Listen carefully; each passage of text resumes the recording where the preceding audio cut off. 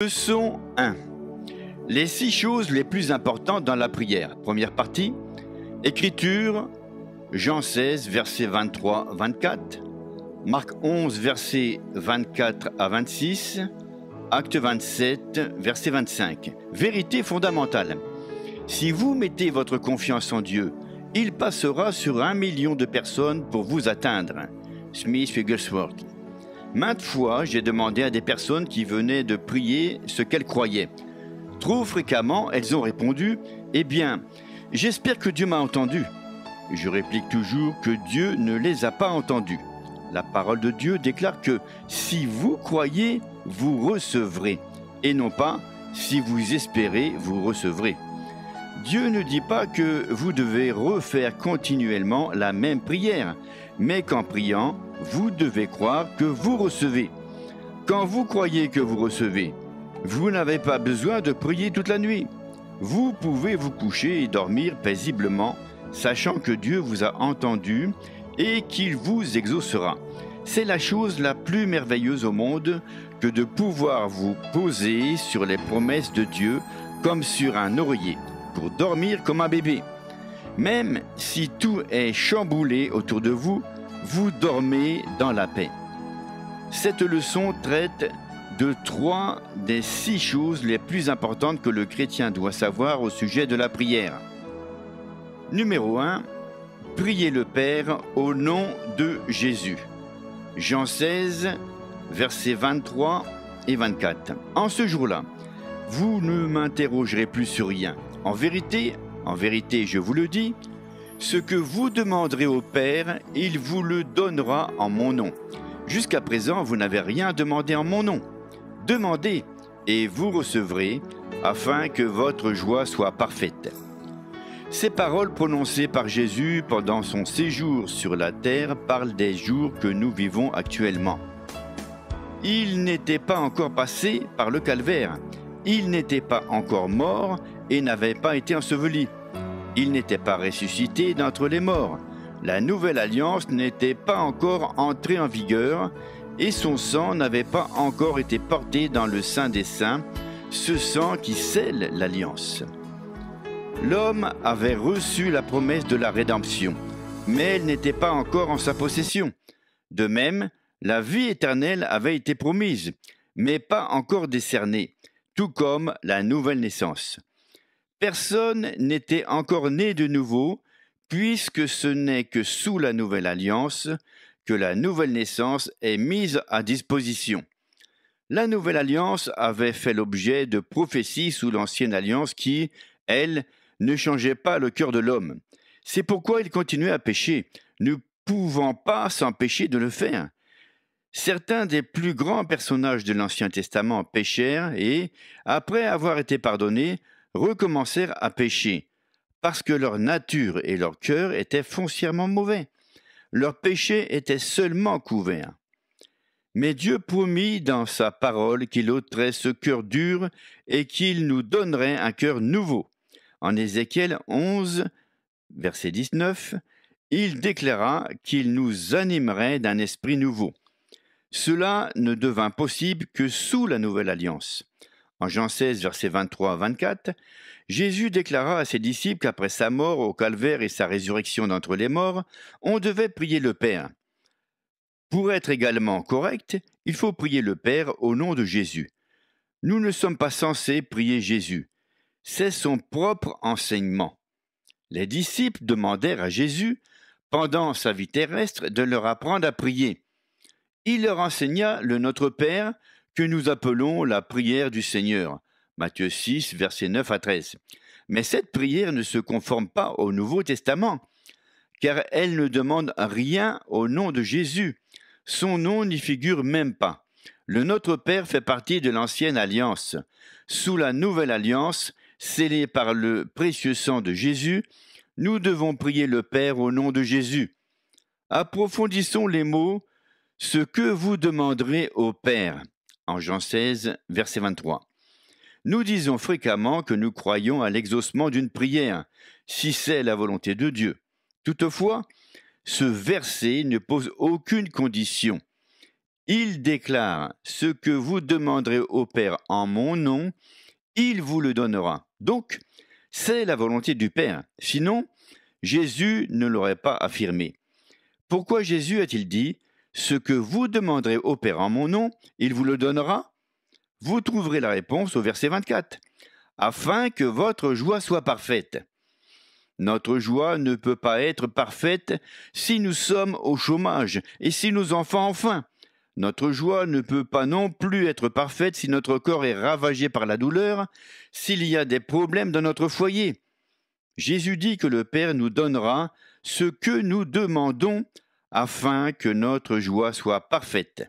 Cependant, il faut remplir une condition pour que cette prière soit exaucée, et la clé se trouve dans les mots « ce que vous demanderez au Père en mon nom ».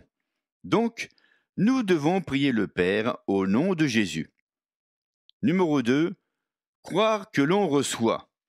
Marc 11, verset 24. C'est pourquoi je vous dis, tout ce que vous demanderez en priant, croyez que vous l'avez reçu, et vous le verrez s'accomplir.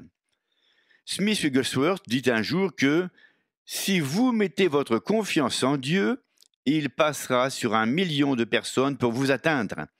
Dieu est un Dieu de foi, et nous sommes les enfants de foi d'un Dieu de foi. Il agit selon les principes de la foi. Nous sommes sauvés par la foi, car c'est par sa grâce que vous êtes sauvés, par le moyen de la foi. Et cela ne vient pas de vous, c'est le don de Dieu. Ce n'est point par les œuvres, afin que personne ne se glorifie. Éphésiens 2, versets 8 et 9. Nous marchons par la foi et non par la vue. Dieu entend la prière de la foi. Le Seigneur dit que vous aurez ce que votre cœur désire si vous croyez que vous recevez en priant. En premier lieu, vous devez croire. La plupart des gens veulent recevoir avant de croire, mais cela doit se faire dans l'autre sens. Avant tout, il faut croire.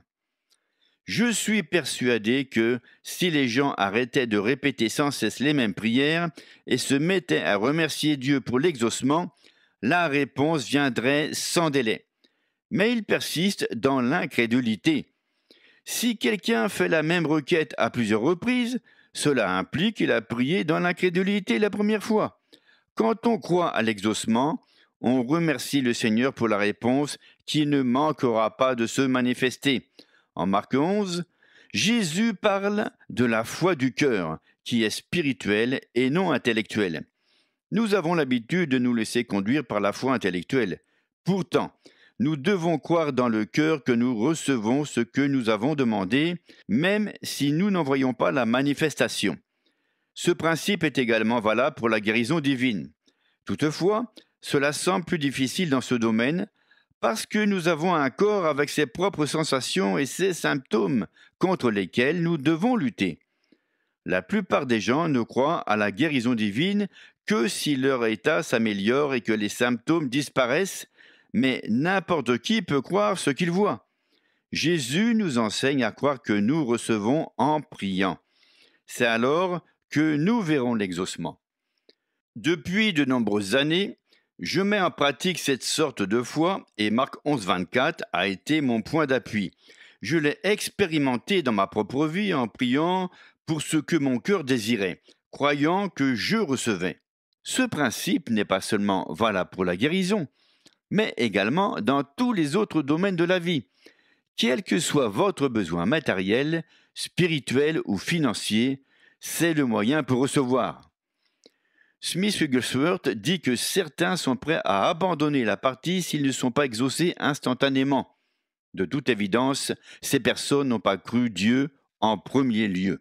Souvent, le Seigneur permet que notre foi soit mise à l'épreuve jusqu'à la dernière limite. Si nous faisons confiance à Dieu, nous tiendrons ferme malgré les épreuves. Je le sais, car cela m'est arrivé. J'ai appris il y a longtemps à rire davantage lorsque les choses vont de mal en pis. Je n'ai pas toujours envie de rire, mais je m'efforce de le faire au nez du diable. Je déclare en souriant que je fais confiance à Dieu. Lorsque Paul se trouvait à bord d'un navire à destination de Rome, un ouragan se déchaîna. Comme le bateau menaçait de couler, l'équipage jeta la cargaison par-dessus bord sans que cela améliore la situation, car la tempête redoublait de force jour après jour. Finalement, l'équipage et les passagers perdirent tout espoir de sauver le navire et leur vie. En plein milieu de l'ouragan, Paul leur adressa la parole en proclamant qu'il croyait Dieu. Acte 27, verset 25. C'est pourquoi, hommes, rassurez-vous, car j'ai cette confiance en Dieu qu'il en sera comme il m'a été dit. Vous et moi, nous n'avons peut-être pas à affronter une mer secouée par la tempête, mais nous devons faire face aux orages de la vie.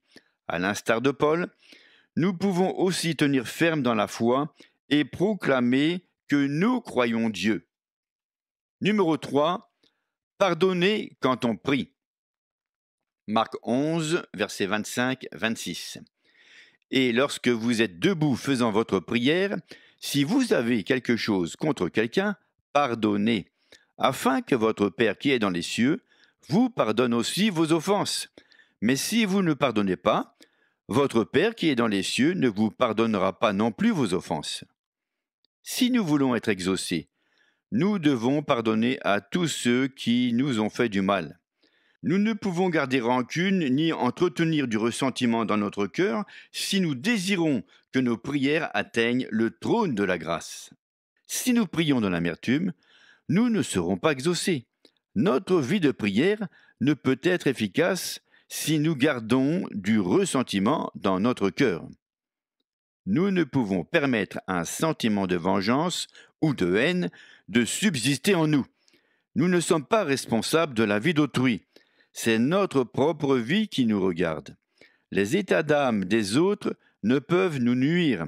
Toutefois, ce que nous entretenons dans notre propre cœur envers les autres peut faire obstacle à notre progrès. Nous devons veiller sur notre être intérieur avec beaucoup d'application. Nous ne pouvons permettre à une racine d'amertume, un peu d'envie, à une étincelle de revanche d'y pénétrer. Cela dégraderait notre vie spirituelle et entraverait notre vie de prière. Cela troublerait notre foi et nous conduirait finalement à l'échec. Quelqu'un me demanda un jour de prier pour lui, afin qu'il n'ait plus de problème avec le diable. Je lui expliquai que tout le monde avait des problèmes avec Satan, moi inclus. Il n'est pas possible de prier dans ce sens, mais nous pouvons apprendre à exercer notre autorité. Résistez au diable et il fuira loin de vous. Jacques 4, verset 7. Dieu prépare une table devant nous en présence de nos ennemis. Jésus est là, même quand le diable est présent, même en présence de nos ennemis, le doute et le désespoir. Nous pouvons nous asseoir à la table de la victoire et de la délivrance avec Jésus. Face à l'adversité, nous pouvons croire que nous recevons. Texte à apprendre par cœur, priez en tout temps par l'Esprit, avec toutes sortes de prières et de supplications. Veillez-y avec une entière persévérance, priez pour tous les saints. Éphésiens 6, 18.